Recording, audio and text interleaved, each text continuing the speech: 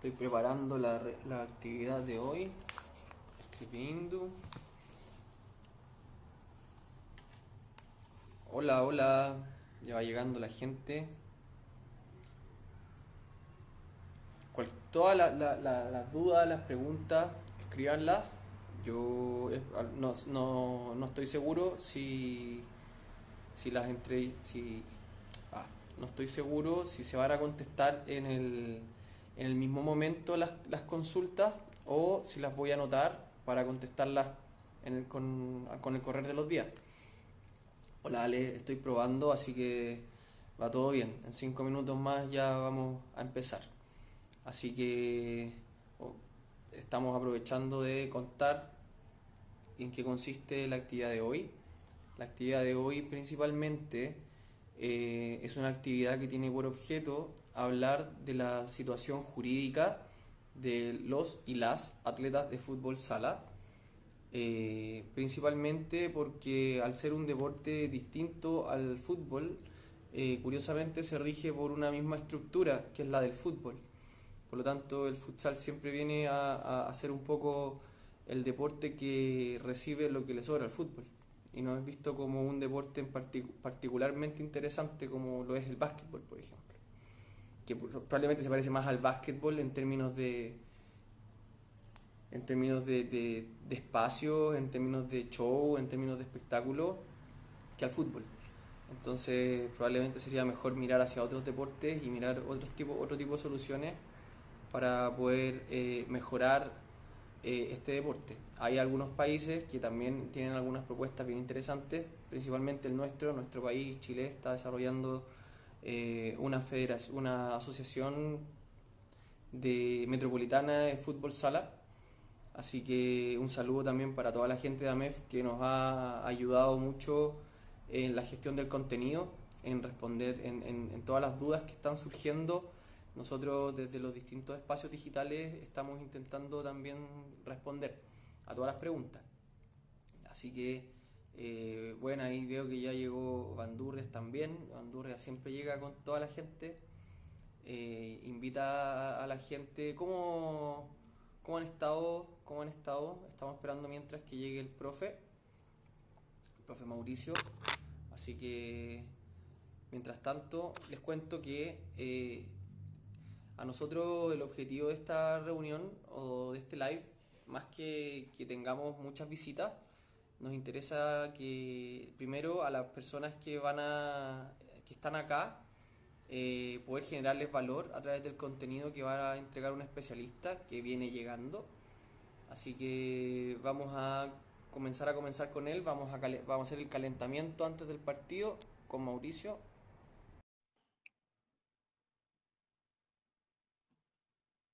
Vamos ahí aguardando. Claro, tudo bem, Olá, professor? Sebastião. Muy bien, ¿cómo estás? Bien, muy bien. Estamos aguardando os 4 minutos. Vamos a aproveitar o tempo para falar de você, falar como está a coisa com o coronavírus no Portugal, que me vai contando. Pois é, meu caro. Bom, aqui a gente está numa situação de isolamento já há praticamente um mês, desde o dia 11 de março.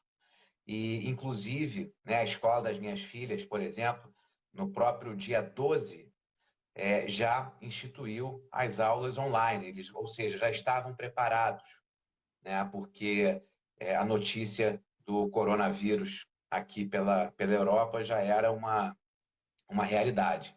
Então, já estamos preparados aqui há bastante tempo e, assim, apreensivos, né, com a situação no Brasil, aí no Chile também, no Brasil principalmente, porque conseguiram, né, infelizmente, politizar uma situação onde a vida humana deveria ser privilegiada acima de tudo, do que qualquer questão. E o isolamento, nesse momento, é a recomendação mundial. Até aqueles países que adotaram uma estratégia diferente no início, como o Reino Unido, por exemplo, né, eles mudaram essa estratégia e está todo mundo aqui em isolamento. Ontem foi publicado um outro decreto que prorrogou o estado de emergência.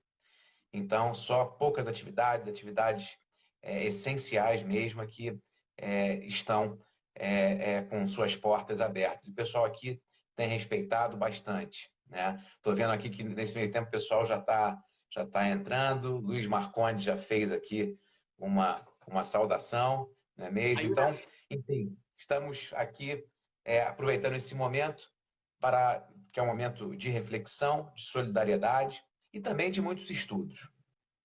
Sim, bueno, Luiz Marcondes falou que ele no live anterior, ele falou que o livro O Arte da Guerra.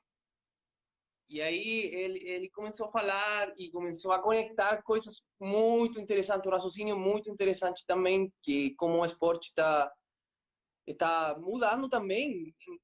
Nenhuma pessoa pensou que ia acontecer uma coisa assim. Exatamente. Ninguém pensou, né, que isso pudesse acontecer, de você paralisar o mundo. E aí nós estamos vivendo uma situação, e aí falando sobre a questão lá do Brasil, por exemplo. Ontem nós tivemos a edição de uma medida provisória, a 936, que autoriza a redução de salários através de acordo coletivo, até contrariando a Constituição, isso daí é claro, mas estamos diante de uma situação de força maior.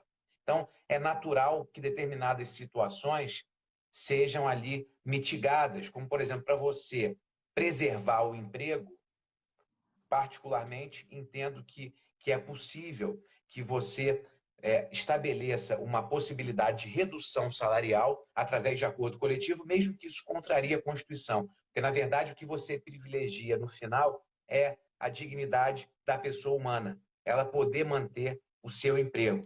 Então, nesse momento, são essas ponderações ali de valores, de interesses que nós estamos sobrevivendo e estamos tendo ali que discutir, né? E hoje já teve a notícia que alguns clubes do estado de São Paulo, por exemplo, não querem negociar a redução salarial.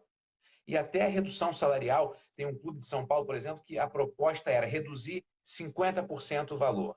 É muito? É claro que é muito. Agora, tem que ver o seguinte, não está tendo competição nesse momento. E esses 50% não seriam perdidos.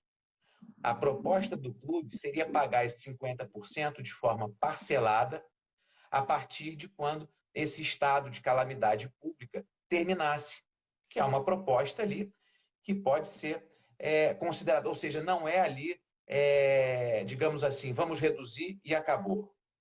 Você vai deixar de ganhar integralmente e depois recebe. Tá bom, e os clubes, um questionamento que está surgindo também muito, os jogadores dos clubes grandes estão fazendo fundos de investimento, fundos para solventar os gastos do pessoal do clube. As pessoas que não... Isso é uma boa ideia também para mitigar no impacto também, né? Olha, eu acho uma ideia excelente e até, enfim, é algo que o Vasco, por exemplo, já está estudando desde o início dessa semana, a possibilidade de se fazer isso, né? Uma negociação de um percentual desse valor para pagar os funcionários. Porque o clube de futebol não é apenas o atleta.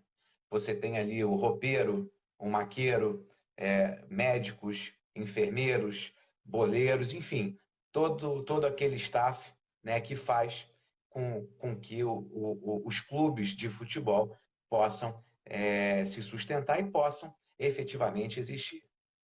E agora é uma muito boa oportunidade para fazer inovação, porque não temos soluções agora. Agora tudo mudou, é tudo novo e vamos precisar muita de inovação, muito pensamento disruptivo também. E vamos agora a começar a falar acerca do que nos convoca, que é um esporte muito emergente, que tem muita história também. Vamos falar também um pouquinho da história do futsal. E que agora vamos falar também relacionamento que tem o jogador com o clube e qual é a natureza jurídica de relacionamento. É laboral? É amador? É que? E aí, eu acho que no Brasil tem muita coisa que falar. Você tem também muito conteúdo. O professor Maurício Correia é um grande professor que eu tive a sorte de conhecer no Congresso do Direito Esportivo no Santos. Então, aí conheci uma pessoa muito legal, muito boa, professor, pode falar de tudo. Vamos agradecer também as pessoas que estão assistindo esta atividade, que depois, vamos falar que depois esta atividade vai ter um link. Vamos engenhar aí um link de YouTube para que as pessoas possam seguir assistindo. Perfeito. Sebastián Acevedo Vasquez, é um grande prazer participar dessa live aqui com você hoje, fazendo essa conexão Santiago-Lisboa, mas falando aqui também do futsal no Brasil. Então, para mim, uma alegria e realmente um prazer a gente poder fazer esse bate-papo e de uma maneira informal. Então, as pessoas que estão aqui nos assistindo agora, né, podem ficar à vontade para fazer os questionamentos que forem necessários. Se por acaso não tivermos tempo para responder nessa live, depois podemos fazer alguma forma, né, para entrar em contato. As pessoas estão entrando, o Diego, a Viviane. Então, fazer aqui a minha saudação para todos que estão nos ouvindo. Vamos falar hoje, então, sobre os aspectos jurídicos do futsal. Um saludo a Mônica aí que está também vendo, né? Vamos falar de novo. Isso, a Mônica Saraiva, que bom. As pessoas estão, né, se juntando agora para nos assistir e participar, né? Todos participarem desse momento. Você lembrou muito bem aquele congresso ibero-americano de direito esportivo em Santos, proporcionou, né, esse encontro, né, encontro com pessoas aí do mundo inteiro. Foi um congresso ali realmente diferenciado. E falando sobre o futsal, para que possamos compreender a situação atual do futsal no Brasil hoje, no Brasil e no mundo, é importante aqui fazermos um apanhado histórico. Havia uma controvérsia de quando o futsal existiu, né? E quem foi ali que teria inventado o futsal.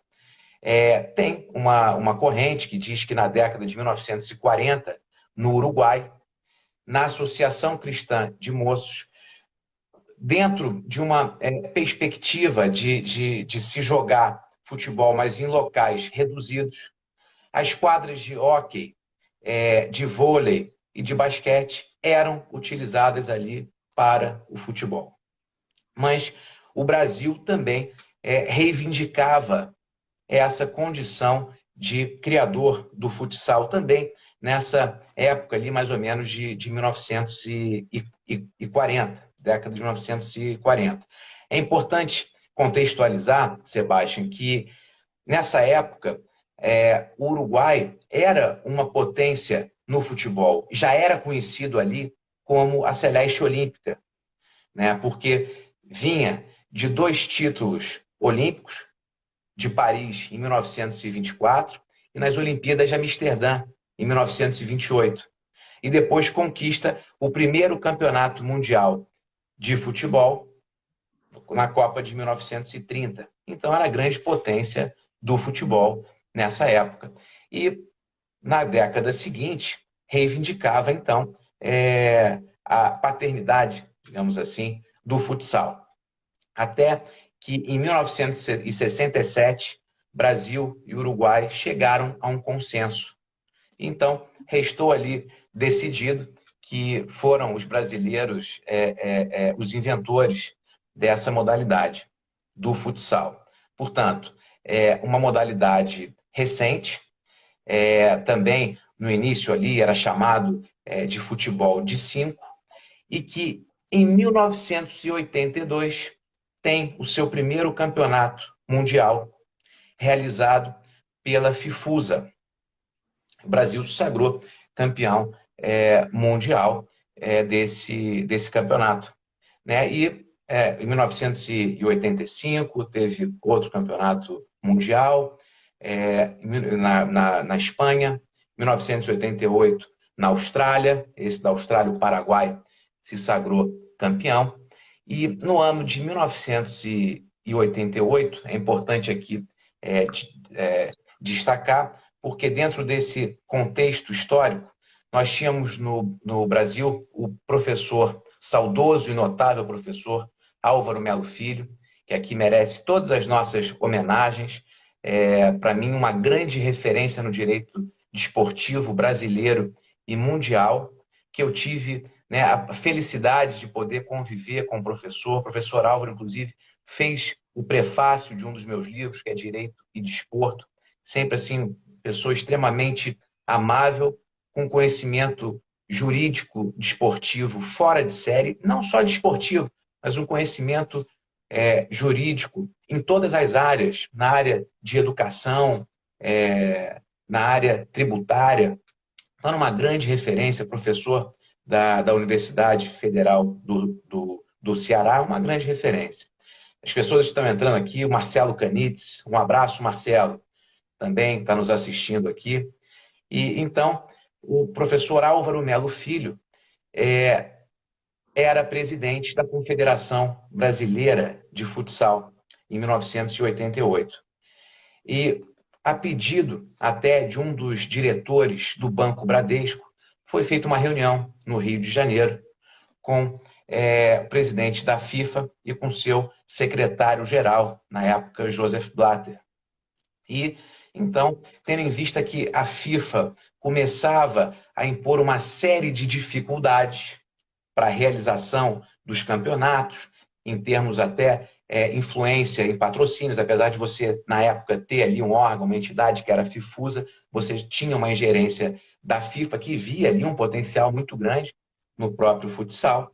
Se acordou, então, que a FIFA passaria a organizar os campeonatos mundiais de futsal. Então, em 1989, nós temos o primeiro campeonato mundial organizado pela FIFA.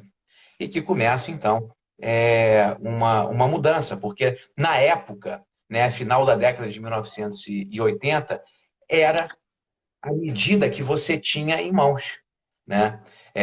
Você se aliar à entidade máxima do futebol. Apesar do futsal ter suas características próprias, evidentemente que numa situação dessa, a FIFA começava a se tornar ali já uma potência mundial nesse sentido, e foi então a solução encontrada. E hoje, Sebastião, até um dos pontos aqui para a nossa reflexão é justamente saber e discutir se esse é o melhor caminho. Se não seria ali um momento de você ter um sistema federativo próprio relacionado ao futsal. Isso é uma questão bem interessante, porque no Brasil nós temos ali o futsal com um sistema federativo próprio e autônomo. Dentro de uma linha que poderia até ser uma linha mundial, mas que nos outros países isso não acontece. Aqui em Portugal, por exemplo, o futsal ele está vinculado à Federação Portuguesa de Futebol. Se você entrar no site da FPF aqui, você vai ver que tem ali um link destinado ao próprio futsal. E Portugal tem ali ganhado uma notoriedade mesmo, no próprio futsal. O Jorge Braz foi eleito o melhor técnico do mundo. Isso foi agora, uma eleição recente. O Jorge Braz é o técnico da seleção portuguesa. Ele, inclusive, esteve no Brasil no ano passado, no mês de junho, lá no Colégio Presbiteriano Mackenzie, em Brasília, que teve um grande evento organizado pelo professor Sérgio Adriano, que é um professor de educação física, muito ligado ao futsal, tem organizado eventos espetaculares em Brasília, com a participação de palestrantes do mundo inteiro e com oficinas, enfim. E o Jorge Brás esteve lá nesse evento. E foi até interessante que você vê que Portugal tem uma seleção notável, né, no futsal, e ele falava exatamente que ele admirava muito os espanhóis e os brasileiros. Os espanhóis pela objetividade, os brasileiros pela criatividade. E nisso ele tentava fazer algo diferenciado com a seleção portuguesa. E qual era o diferencial? Qual é o diferencial da seleção portuguesa, segundo o Jorge Brás? A agilidade no toque de bola. E, de fato, se você analisar os jogos da seleção portuguesa de futsal, você fica, de fato, surpreso, né? Com a forma que eles aplicam isso mesmo, essa agilidade. Né? Fazer só um parênteses aqui, a Luciana entrou, Paulinho, Educação Física, o Breno, então todos que estão entrando aqui, recebam os nossos efusivos abraços. Às vezes a gente está com raciocínio aqui numa linha, não consegue parar ali de imediato, mas sintam-se aqui todos abraçados, muito bom estar com vocês. Luiz Carlos Lamas também entrou aqui, né? E então, Sebastião, nós temos essa questão. Hoje, então, aqui em Portugal, você tem o futsal vinculado dentro do sistema federativo, né? Está vinculado à Federação Portuguesa de Futebol. No Brasil, nós temos um sistema federativo próprio. E, bom, fazendo esse apanhado histórico, porque a gente faz questão de trazer essas considerações. Porque a Constituição do Brasil, ela estabelece ali no artigo 217 que é dever do Estado fomentar o esporte e também fomentar aquele esporte que é genuinamente brasileiro, que foi criado no Brasil. E aí tem uma ação direta de inconstitucionalidade que foi relatada pelo ministro Ricardo Lewandowski, que ele diz exatamente isso. E ele vai além, né? Citando alguns constitucionalistas consagrados, né, no direito brasileiro. Ele diz que o genuinamente brasileiro não precisa, não requer que a modalidade tenha, inclusive, nascido no Brasil. Basta que ela tenha se difundido. Naquele caso específico, estavam julgando uma questão relacionada ao futebol, desse dever do Estado de promover medidas para incentivar o futebol. E o futebol, como todos nós sabemos, não nasceu no Brasil, né? Vimos agora, estávamos comentando sobre o English Game, que é uma série maravilhosa que traz ali as origens do próprio futebol, e o futebol ali dentro praticado por uma aristocracia. E aí ele vai mudando a partir do momento que os operários vão se engajando, né? E o futebol não nasceu no Brasil, mas ele goza de uma proteção constitucional. Por quê? Porque o futebol ele já está ali arraigado na cultura do povo brasileiro. Ele já faz parte dessa cultura do povo brasileiro. E ele está ali inserido nos próprios filmes, nos livros, nas festas populares. E é por isso que ele goza dessa proteção.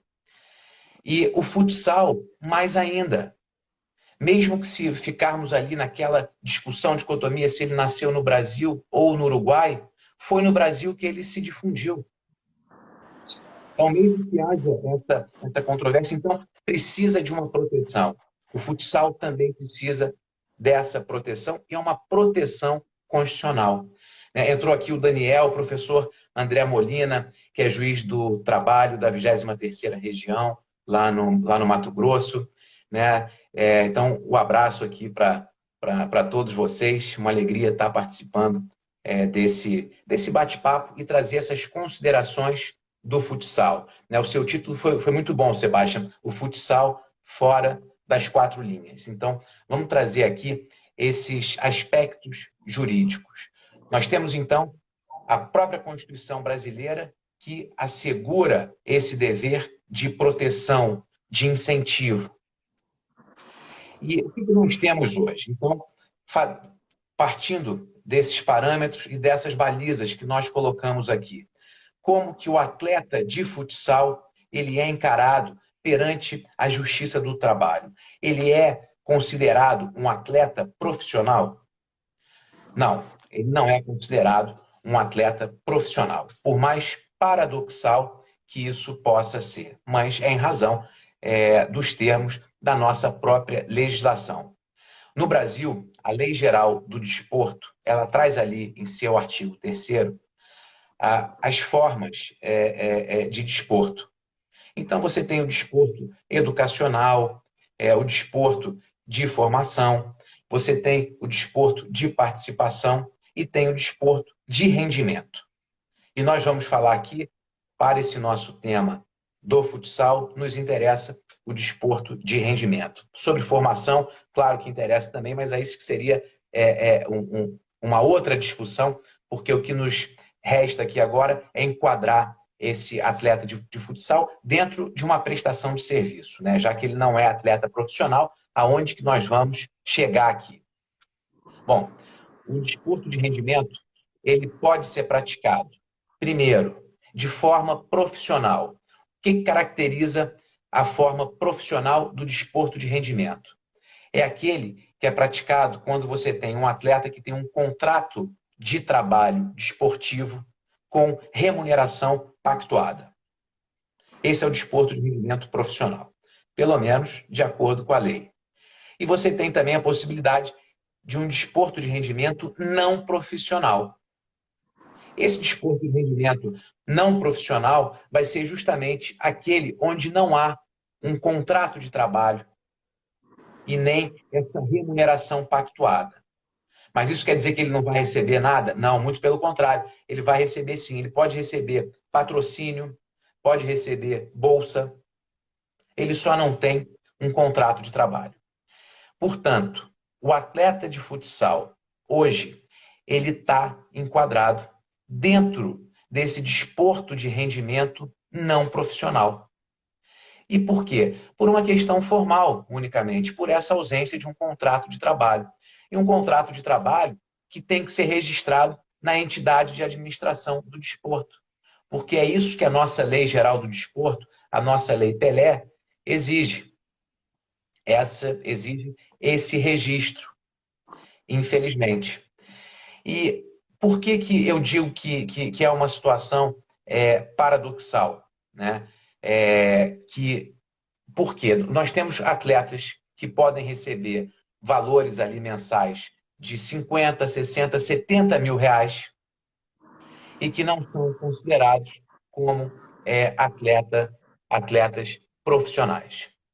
E por que isso? É nesse caminho que tem caminhado a jurisprudência do Tribunal Superior do Trabalho. E aí você tem, exatamente por uma falta de uma legislação específica, você tem decisões em vários sentidos. Isso é muito ruim porque gera uma insegurança jurídica.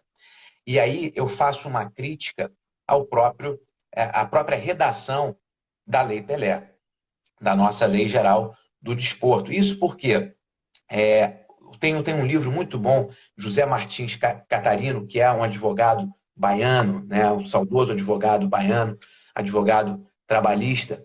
Ele tem um livro bem antigo, da década de 1960, que é o Contrato de Emprego nas Relações Desportivas. E ele trazia ¿Cómo se llama? maravilhoso. O nome do autor é José Martins Catarino. E o livro dele, As Relações de Emprego no Desporto. É um livro editado pela LTR no ano de 1967, se eu não estou enganado.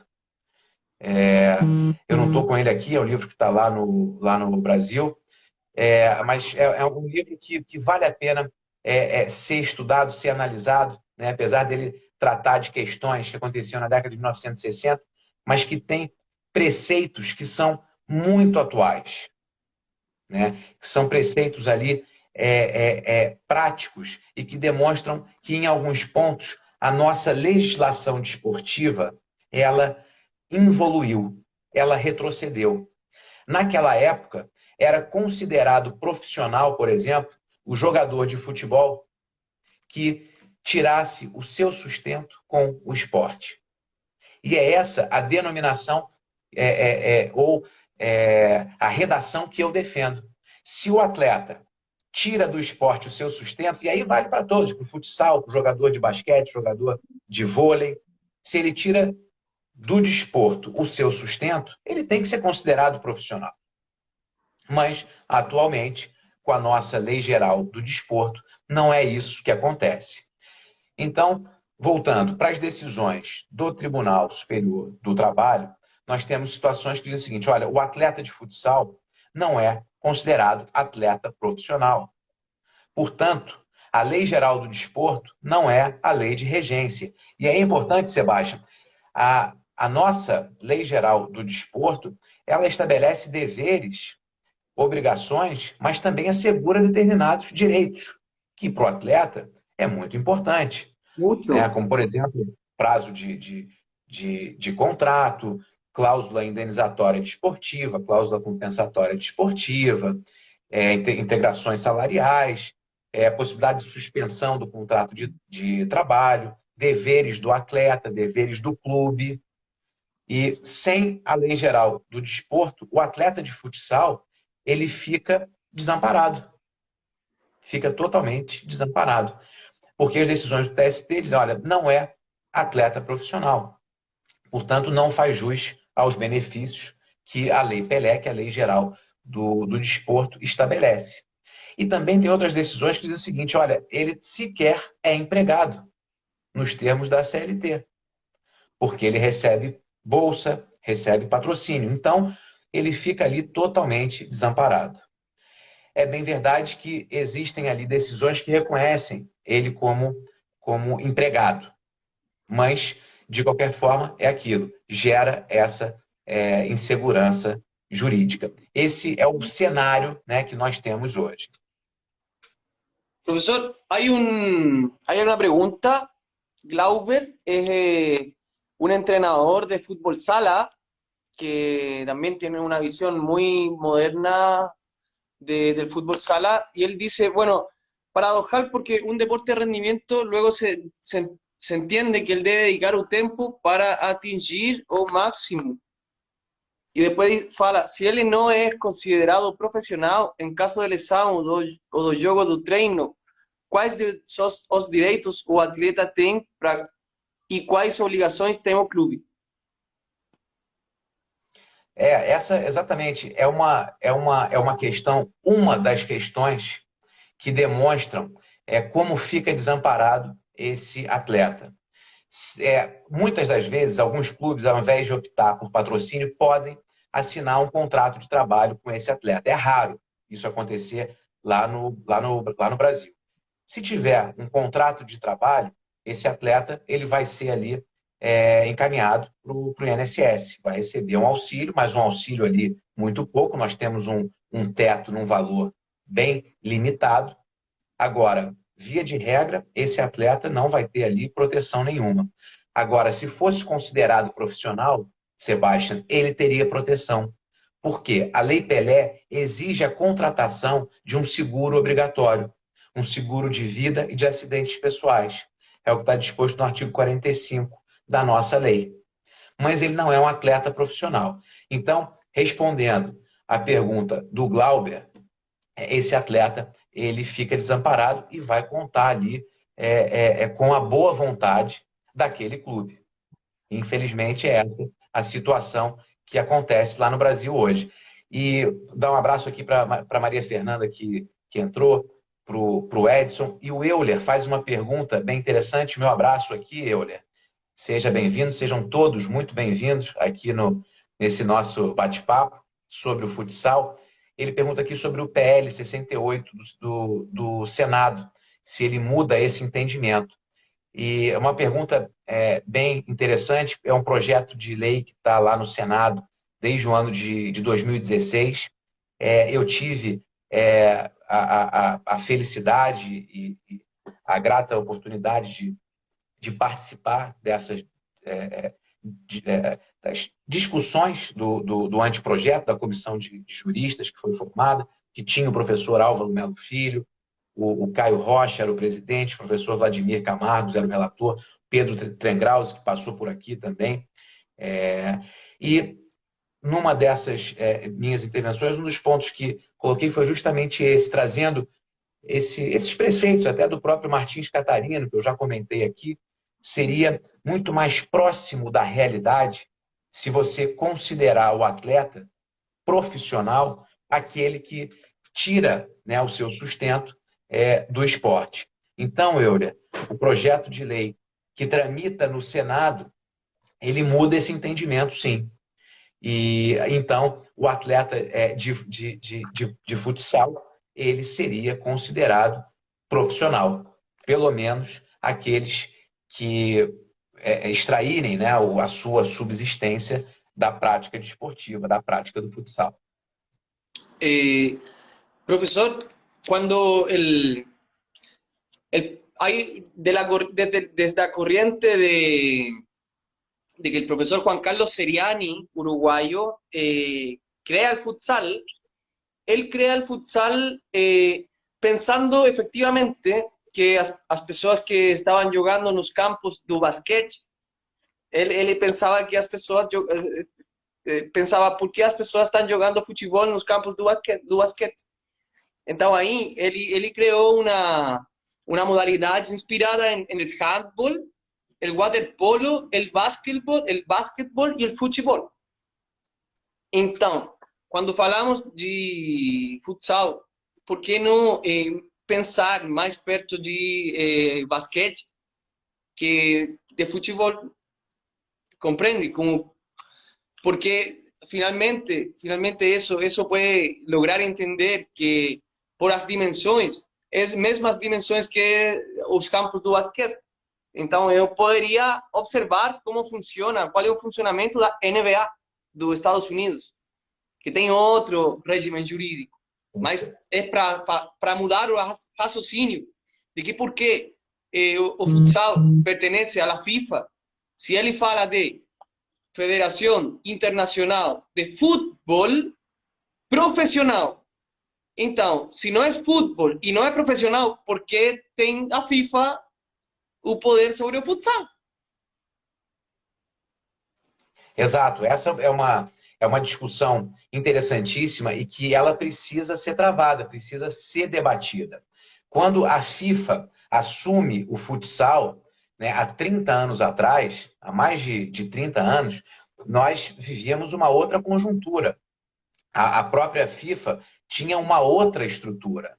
É justamente a partir dessa data que a FIFA começa a se tornar uma grande potência. Então, naquele momento, era razoável que o futsal estivesse vinculado à FIFA. Agora, o que, na minha opinião também, acho que você tem toda a razão, nós já falamos aqui, dentro desse sistema federativo, o futsal já tem ali condições de ter um sistema federativo próprio e autônomo. Evidentemente que isso não é fácil, vai precisar da união de todos. Mas o que eu vejo atualmente é que essa união ela já existe.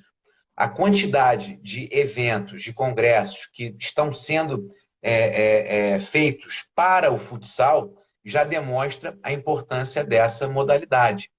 A importância é a própria autonomia, ou seja, já demonstra que ela está ali, pode muito bem seguir um caminho próprio, independentemente e autônomo da própria FIFA e ter um sistema federativo próprio. Claro, então já não é um irmão pequeno, é um primo. Exatamente, exatamente, é isso mesmo. E assim, um primo que já tem uma autonomia, uma estrutura e uma respeitabilidade.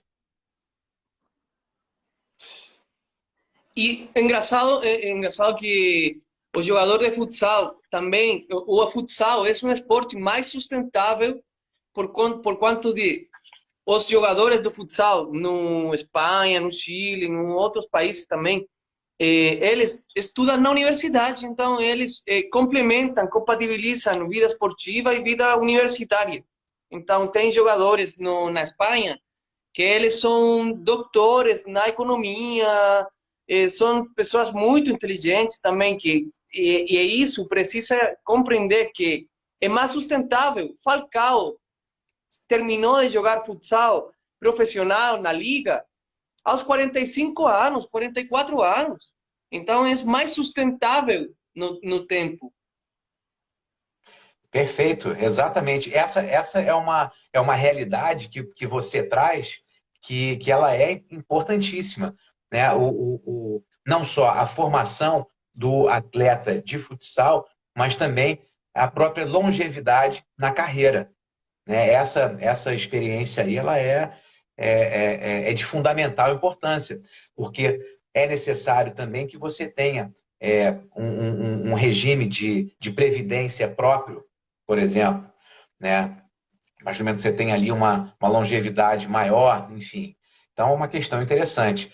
O Márcio Aguiar, que é aqui de Portugal, que estaria fazendo uma live ali hoje também, né? Já está comentando aqui, perdeu o início do nosso debate, né, Seba? E questiona aqui por que o futsal não é um esporte olímpico. Aham. Né? Você quer Você, fazer uma consideração? eu acho, Márcio, tudo bem? Obrigado por ele. Márcio mudou um bate-papo também. Então, agradecimento também para ele. Mas eu acho que quando estive no Brasil, acho que o futsal é um esporte olímpico agora, ou não? Não, não, não. Não, não. Acredito que não. Essa era uma discussão e provavelmente por alguma, né, situação da própria FIFA, que tem inclusive a limitação em relação ao futebol, né, você tem aquela limitação de idade, que vai ser até na própria Olimpíada de Tóquio, vai ter ali um abrandamento desse rigor, porque vão admitir os atletas com 24 anos por conta do coronavírus, mas com certeza você tem ali uma influência da FIFA nesse sentido, que ela inclusive veda, né, que você tenha jogadores profissionais, digamos assim, porque o conceito de profissional para a própria FIFA é outro, é diferente do que a gente tem lá no Brasil. Então você tem ali a possibilidade de jogar, de ter aqueles 3 atletas, salvo engano, né, com idade acima de 23 anos, mas você tem ali justamente para você não ofuscar a Copa do Mundo dentro da Olimpíada. Então, essa questão de não ser um esporte olímpico, talvez inclusive possa ser até mais um elemento que justifique uma estrutura federativa própria e autônoma do futsal. Aqui el Gio fala que o futsal não é esporte olímpico, mas estuvo nos Jogos Olímpicos da Juventude. Então, importante. E outra coisa que é mais importante também, que para que o futsal seja o esporte olímpico, precisa de que a FIFA e o COI tenham uma conversação. E aí muitas outras coisas que podem explicar por que não. Mas que qualquer outra coisa, precisam de duas instituições que têm que conversar e aí há muita coisa aí em jogo. Exatamente. E a FIFA sempre ela atrai esse protagonismo para ela. Como você tem, por exemplo, a Copa do Mundo. A Copa do Mundo que rivaliza, né, com os próprios Jogos Olímpicos. Né? E a FIFA, então, ela impede que os atletas com mais de 23 anos participem das Olimpíadas, justamente para você não tirar o brilho da Copa do Mundo. E provavelmente, em relação ao futsal, né, você tem esse mesmo parâmetro, né, esse mesmo critério. Profesor, dejé una pregunta de Edson Filho, que eu fiquei, que fala que os julgamentos da Liga Nacional de Futsal considera o atleta profissional. O atleta não tem direito aos benefícios. O que pensa você? Na verdade é o seguinte, o julgamento que é feito pela Liga, né, ele vai estar ali restrito às questões relacionadas à disciplina e competição.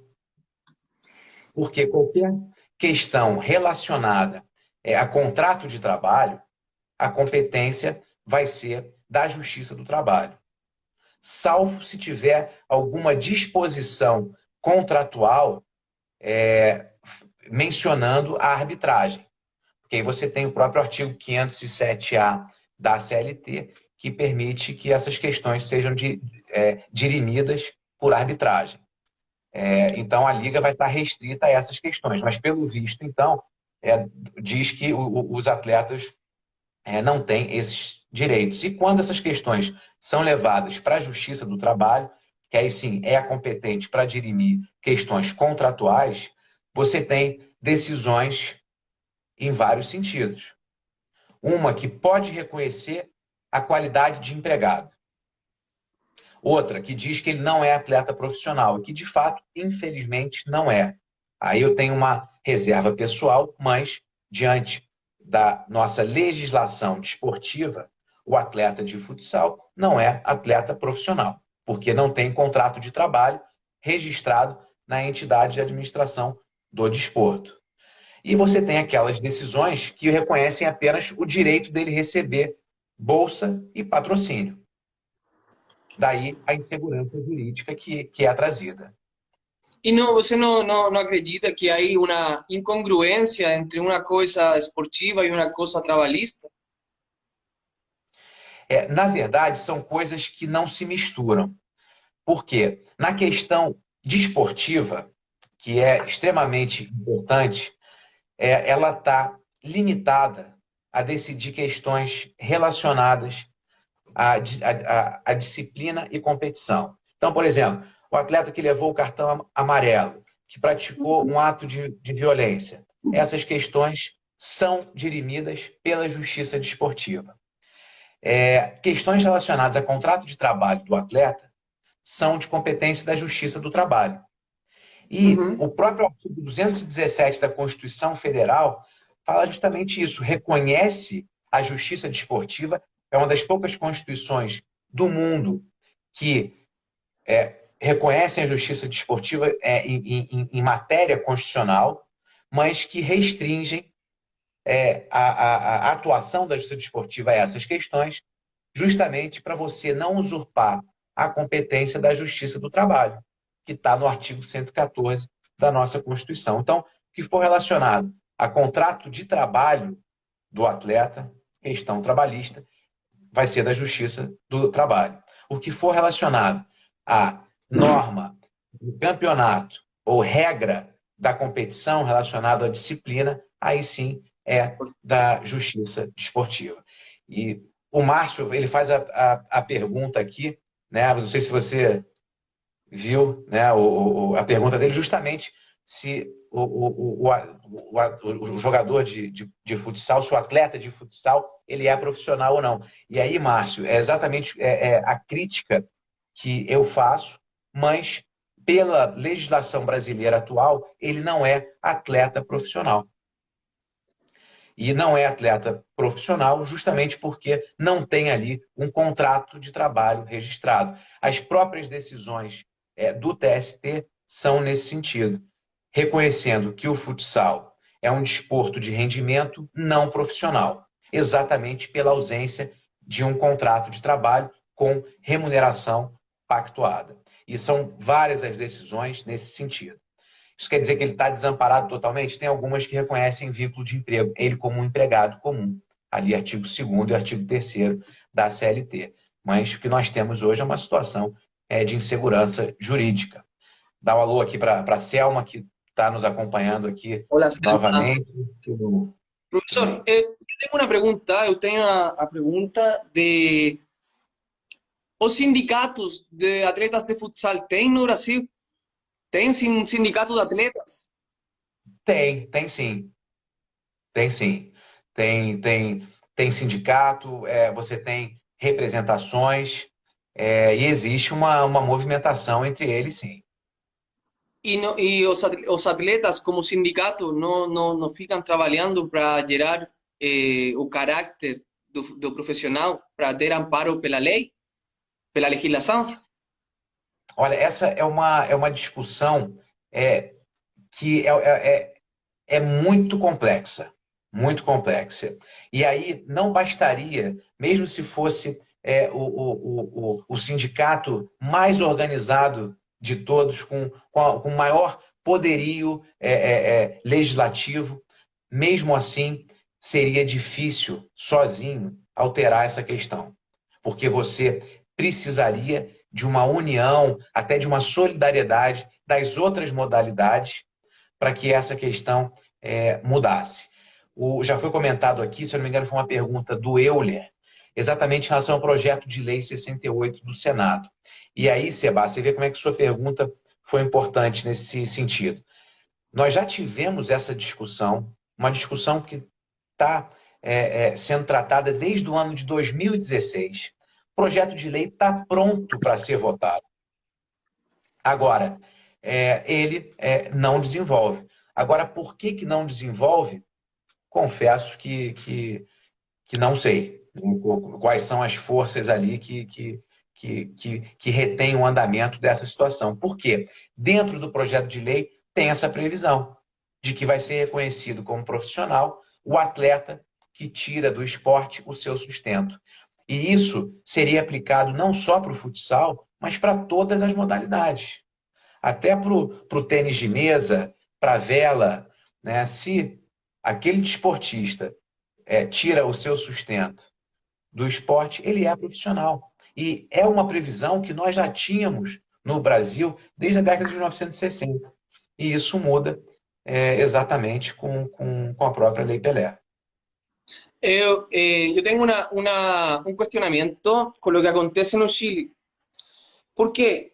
Porque el torneo oficial, ANFP, de la Asociación Nacional de Fútbol Profesional, tem um torneio que tem equipes, mas esses equipes têm que treinar,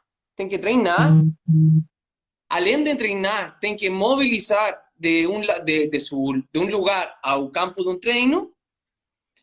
Isso é tempo, é força física, é desgaste, mas não tem pago, não tem pagamento, não tem dinheiro para pagar.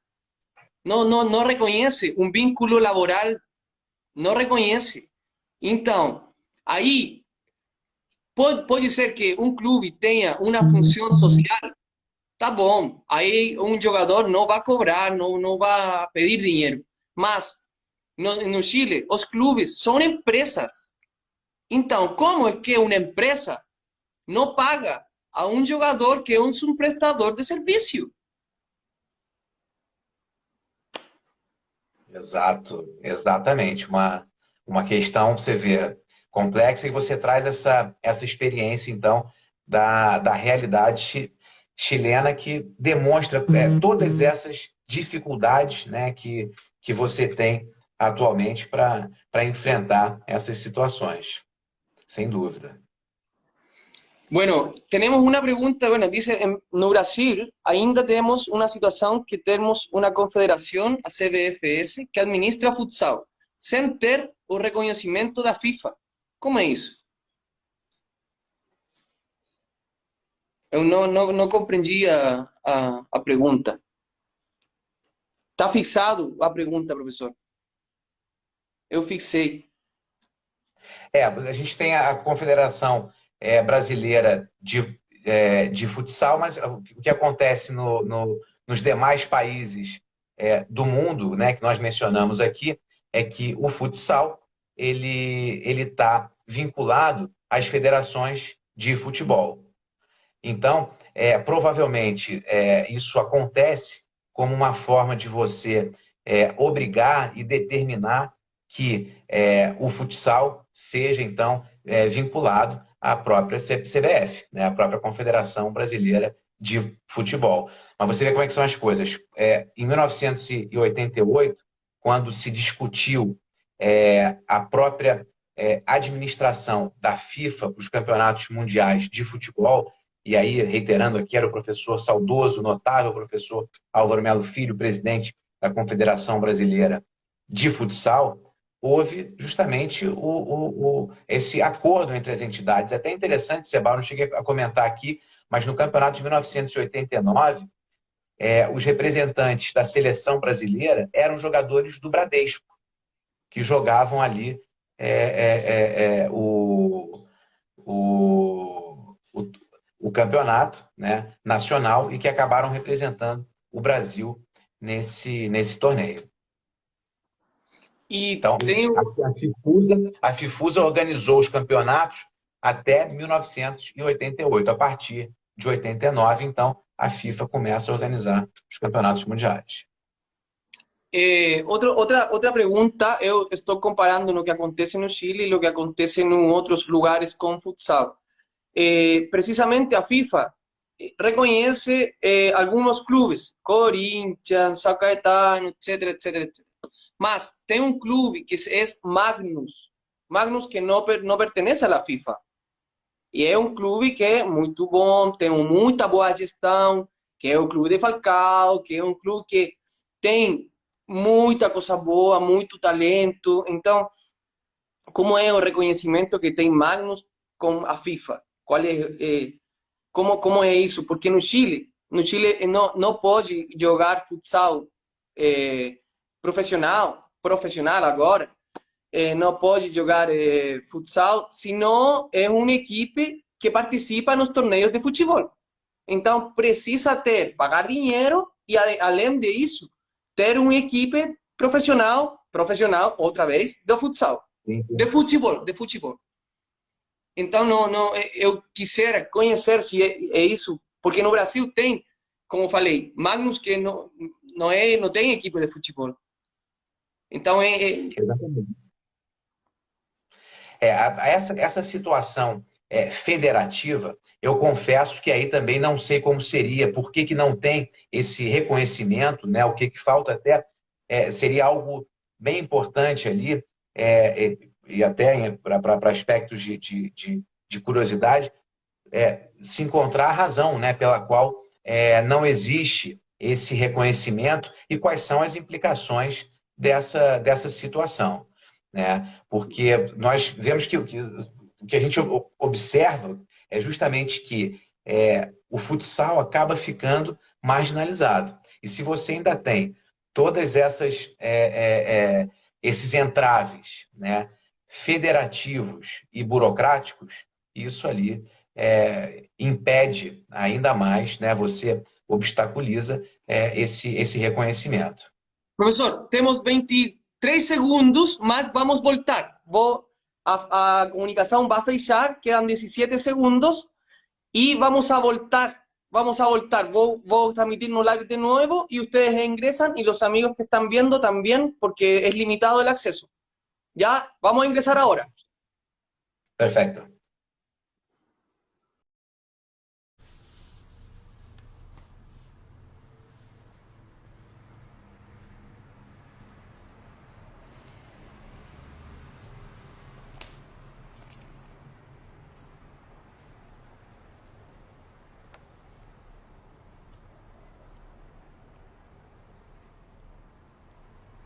Hola, hola.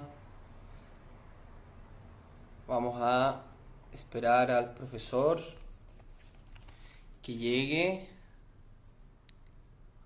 Hola a todos, Mónica, Anaís, el profe Juanma, la Marifer. Ahí llegó, Edson Filio, Kawan, bienvenidos.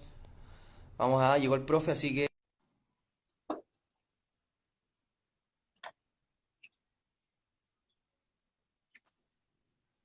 Ya. Pronto, estamos de volta. Vamos. Você estava falando, então. Isso. A gente tem que tomar muito cuidado ali, porque exatamente sobre essa questão. O futsal, infelizmente, ele já é marginalizado, né? E precisa dessa união, dessa solidariedade, desse espírito de camaradagem mesmo entre todos os que estão ali, entre os praticantes, entre aqueles que estão envolvidos, para que essa união possa resultar em benefícios para toda a categoria, não é mesmo? E aí, fazendo até um parênteses aqui, né, o Sebastião, não posso deixar de falar sobre o futsal, mesmo sobre as questões jurídicas, sem fazer uma referência aqui a um filósofo que você, mais do que ninguém, conhece, que é o Johann Huizinga, né? E esse daqui é justamente um clássico, porque Huizinga, com muita propriedade, com muita felicidade, ele traz ali a própria origem do desporto. E onde eu quero chegar com isso? Uma coisa é a questão lúdica, a questão da brincadeira. Essas, até os animais são capazes de praticar. O Huizinga falava isso, o próprio cachorro, por exemplo, ele brinca com o próprio rabo, brinca com outro cachorro. Mas a partir do momento que você coloca ingredientes, primeiro, de competição, de respeito às regras, você transforma, você evolui do que seria uma mera brincadeira, de um mero aspecto lúdico, para uma prática desportiva. Portanto, essa evolução é que vai dizer o que é a prática desportiva. Infelizmente, no Brasil, nós temos essa limitação em relação à conceituação do que é o atleta profissional. E essa limitação que é meramente legislativa através de uma interpretação legal, o que é uma limitação muito grande e que contraria até mesmo os filósofos. Hoy en día, Luis Marcondes falaba que hay mucha coisa que va a precisar de innovação, de criatividade, porque agora, o tempo actual, não, hay muita coisa que não tem resposta. Então, o melhor é fazer perguntas. Então, eu tenho uma pergunta. Considerando o fenômeno global do coronavírus, do capitalismo, de tudo que está acontecendo agora, e é que se a FIFA sempre marginalizou, através das federações locais, ao futsal, minha pergunta é: por que ficar em um lugar que não quer de mim, que não me quer? Eu vou criar uma nova associação, uma nova federação, eu vou falar com o Comitê Olímpico e vou fazer a modalidade do futsal esporte olímpico. Ou criar outro tipo de futsal. Se o futsal não é... Futsal, como você falou, se joga antes da FIFA. Então, por que não? Futsal se joga na rua, futsal se joga em muitos lugares. E a FIFA não chega na rua e não é sustentável. Não é sustentável. Então, é melhor agora fazer a pergunta com a criatividade, melhor começar a discutir que coisa vai convenir agora. Essa é minha reflexão, porque eu acho que não tenho uma resposta para essa pergunta, mas é importante considerar que a pergunta é muito contextual com o momento histórico que vive o mundo. Então, como no mundo está vivendo isso e que não se sabe o que está acontecendo, é melhor. Por que eu vou ir à FIFA a tocar a porta que sempre me fecha em minha cara? É melhor, vamos criar uma junto. Vamos criar uma coletiva. Vamos falar com outros países. Vamos falar como começou. Tudo começou assim também. Vamos ir à origem das coisas. Vamos ir a pensar o que pensaria o professor Seriani, o que pensaria o professor Melo Filho. Vamos ir aí, eu acho. Exatamente, Seba. Você tocou num ponto ali nevrálgico, né? Eu acho que essa é a grande questão. E fazendo até uma analogia aqui, você tem, principalmente no direito empresarial, uma questão chamada cláusula de não concorrência, de não compete, que é justamente você paga uma indenização para aquele empregado, né, que detém ali um conhecimento de tecnologia ou de segredos da própria empresa. Durante determinado tempo, ele fica ali sem poder trabalhar para os seus concorrentes. E eu acho que a questão da FIFA, mal comparando, é mais ou menos por aí. Na verdade, não é que a FIFA não quer o futsal, não é isso, mas ela quer ofuscar o futsal, com medo de que o futsal desenvolva e mostre o seu brilho próprio. Não é nem com medo dele poder mostrar o seu brilho, porque o brilho já tem. E a gente já percebe isso pela própria movimentação. Então, ela mantém ali, sob a sua guarda, né, com receio do futsal ganhar uma visibilidade muito grande. Agora, e que se for, né, realmente esse o receio, ele não se justifica, porque o futebol ele não vai perder o espaço dele, né? Eu acho que são duas questões distintas que elas não se cruzam.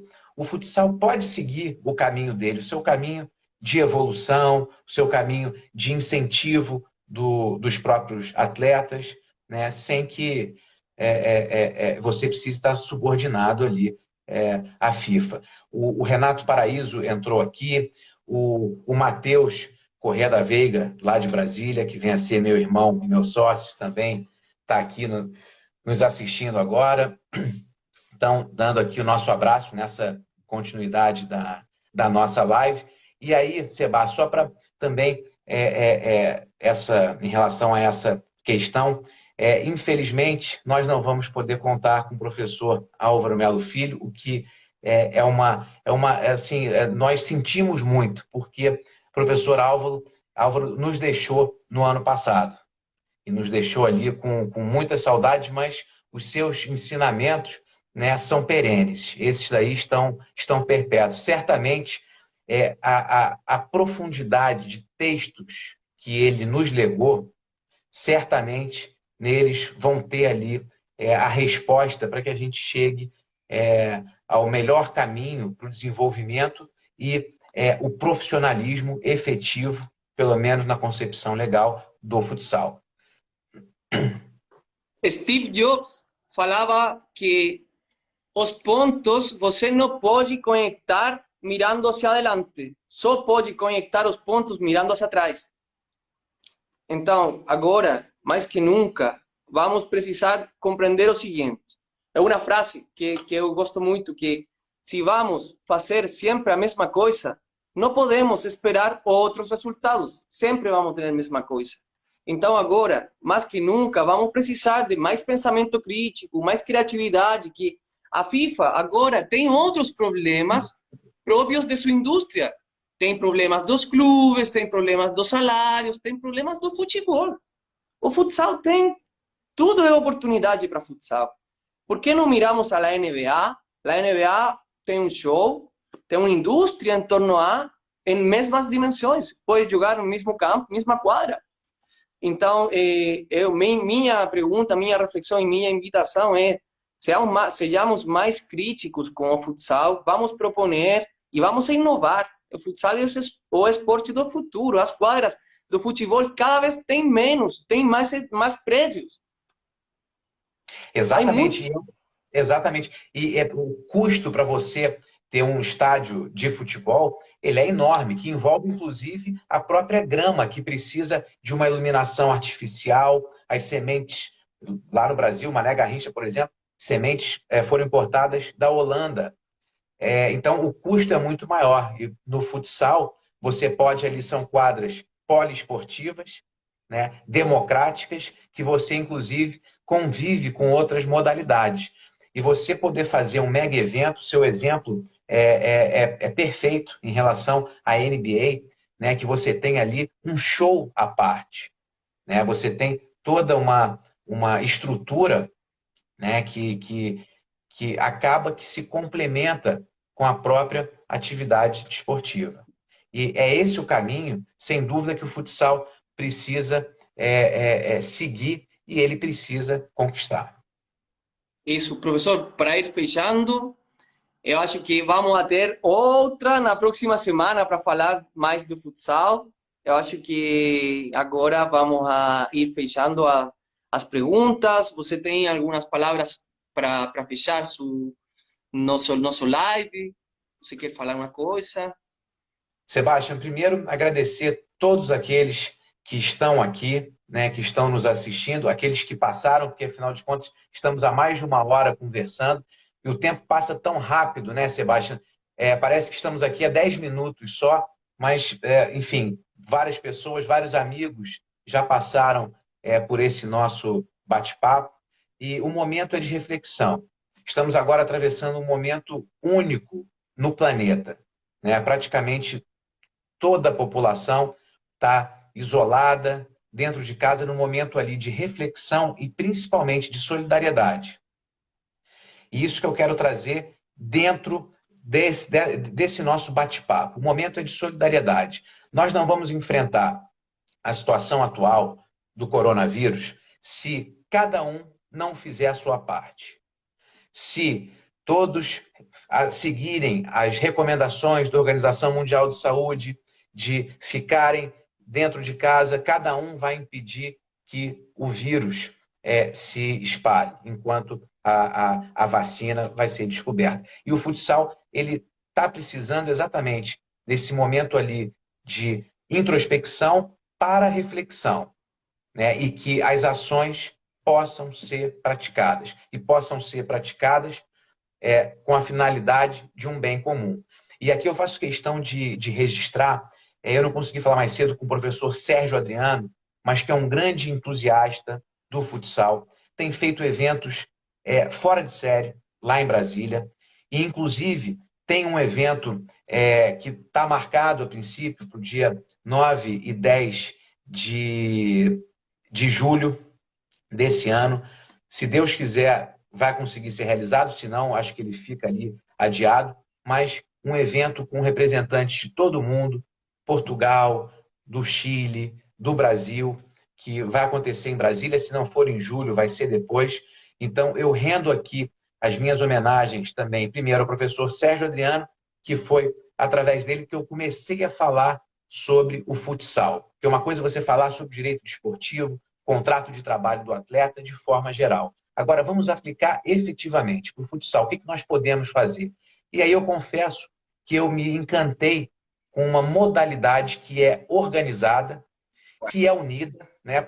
Poderia ser mais unida, que isso daria mais força, mas acho que está num caminho certo e que tem tudo para ter o seu próprio sistema próprio e independente. Então, faço esse registro, o professor Sérgio Adriano, fazer um registro também aqui o professor Álvaro Melo Filho, porque não podemos falar, primeiro, de direito desportivo sem mencionar o professor Álvaro Melo Filho. E também não podemos falar de futsal no Brasil sem o professor Álvaro Melo Filho, que era o presidente da CBFS no ano de 1988, quando, naquele momento, a melhor solução para o futsal, para que ele pudesse se desenvolver e não ser massacrado, era a união com a FIFA. Hoje, estamos numa outra situação, um momento é outro. Então, o momento é de reflexão. Dá um abraço aqui para o Pedrito que entrou, para o Rogério Novaes, meu amigo Marcos Fernandes,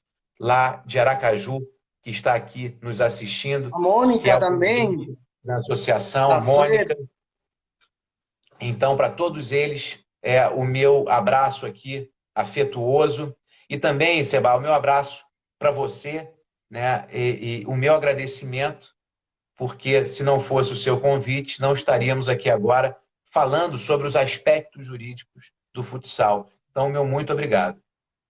Profesor, una cosa, nosotros en Futsal Revolution, primero planteamos que cualquier revolución, lo primero es ejercitar el momento de introspección, por lo tanto la revolución está primero en nosotros mismos, está en nuestras conciencias, y finalmente la idea es es generar un ecosistema que permita que el futsal vaya creciendo de manera sostenible y con respuestas innovadoras y que además se adapte a los distintos escenarios, a los distintos contextos.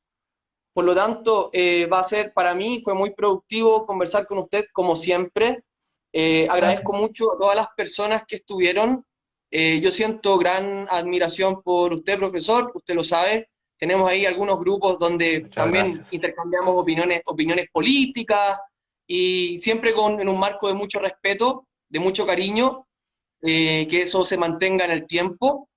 Espero que podamos invitarlo nuevamente a participar de este espacio, a conversar de futsal, a hacernos preguntas. Es muy importante hacernos preguntas.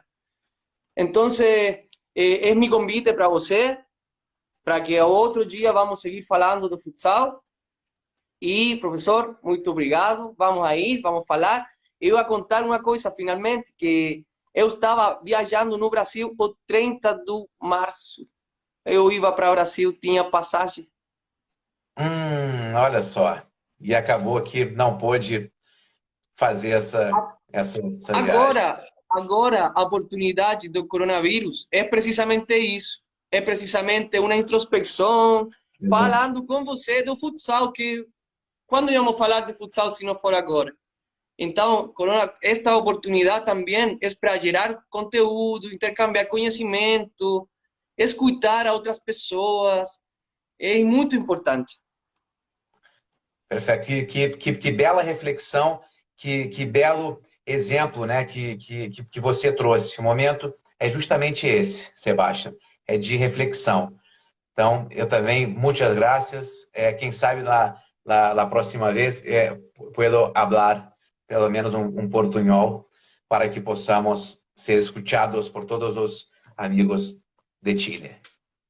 Eso, ¿Ok? te quiero invitar a que conozcas a la gente de Chile. Se está creando una asociación metropolitana de futsal y que es su propuesta de valor está en que es una organización descentralizada, que lo que busca es gestionar talento, desarrollar competiciones, innovar y Perfeito. generar contenido, que es más importante. O futsal, es além das quatro linhas também. Tem que pensar muito, tem que refletir, tem muita coisa. Então, Márcio, obrigado também a todos nossos amigos. Estamos falando. Professor, Meu caro, vou um grande guardar esta abraço. conversa. Vou ter um link de YouTube para vocês também, tá? Perfeito. Muitas gracias. Adiós. Um Obrigado, forte professor. abraço. Forte abraço, profe. Adiós. Adiós.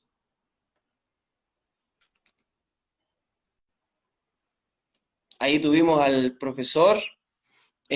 Una muy interesante conversación.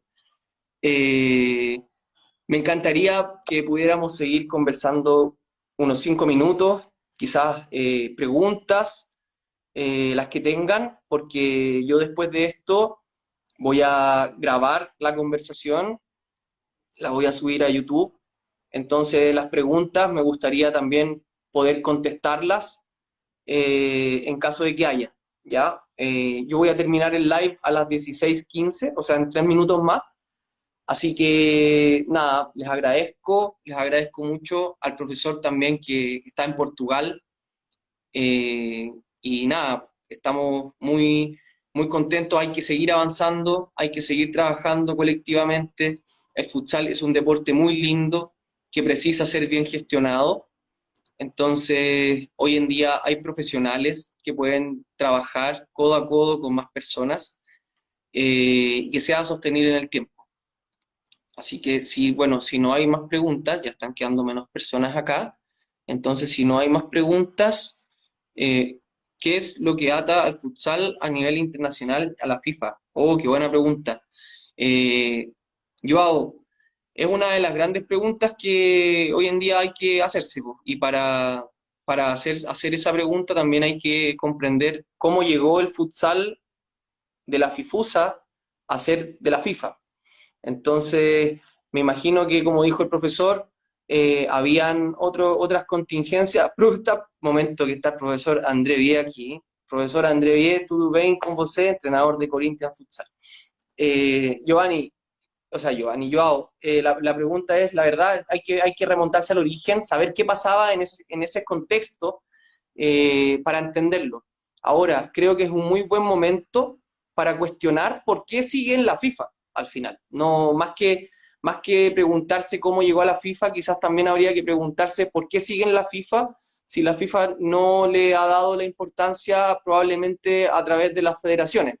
Entonces en Chile podemos encontrar otro tipo de respuesta y probablemente en Brasil es otro, porque Brasil tiene otro volumen de personas, tiene otro volumen de clubes y probablemente es algo que con el correr del tiempo de la investigación vamos a ir resolviendo.